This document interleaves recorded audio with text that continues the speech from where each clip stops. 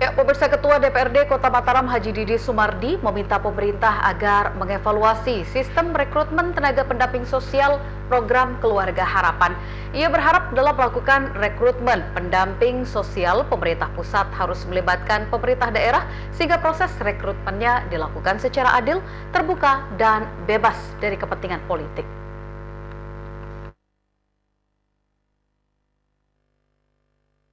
Ketua DPRD Kota Mataram Haji Didi Sumardi angkat bicara menyikapi temuan Ombudsman mengenai penyaluran bantuan pangan non-tunai di Mataram yang tak sesuai aturan, di mana dalam prakteknya sejumlah oknum pendamping sosial PKH menyalahgunakan tugasnya dengan ikut merangkap sebagai penyalur bantuan. Terkait permasalahan tersebut, Ketua DPRD Kota Mataram Haji Didi Sumardi menyebut jika persoalan itu terjadi tak terlepas dari buruknya sistem pendataan. Selain karena buruknya proses pendataan, ditemukannya oknum pendamping sosial PKH yang bekerja tak sesuai aturan terjadi karena proses rekrutmen tenaga pendamping sosial yang tidak dilakukan secara terbuka. Dikatakannya, proses rekrutmen yang langsung dilakukan oleh pemerintah pusat dan tanpa melibatkan pemerintah daerah justru berpotensi membuat proses rekrutmen syarat akan kepentingan pihak yang memanfaatkan wewenang kekuasaannya untuk kepentingan kelompok tertentu.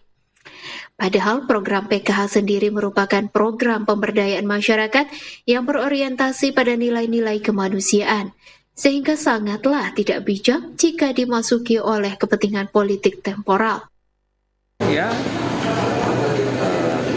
itu disalahgunakan oleh pihak-pihak tertentu yang memang memiliki otoritas. Ya, itulah terkadang terjadi ya, bukan hanya di sektor sosial. Jadi seluruh sebagian besar sektor-sektor urusan, katakan dari pusat mengalir ke daerah, itu biasa cenderung adalah memanfaatkan, katakanlah semacam kekuasaan, kesempatan memiliki kekuasaan untuk mereka gunakan ke bawah sebagai perangkat kepentingan tertentu, nah sehingga berujung seperti ini.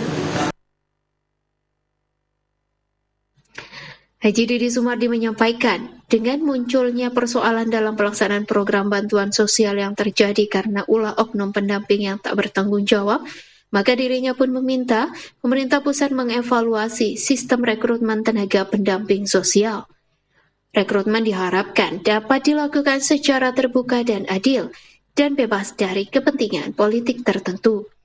Selain itu, dalam melakukan rekrutmen, pemerintah pusat juga diharapkan ikut melibatkan pemerintah daerah, sehingga pemerintah daerah tidak hanya dituntut bertanggung jawab jika ada persoalan dari pelaksana program bantuan sosial tersebut.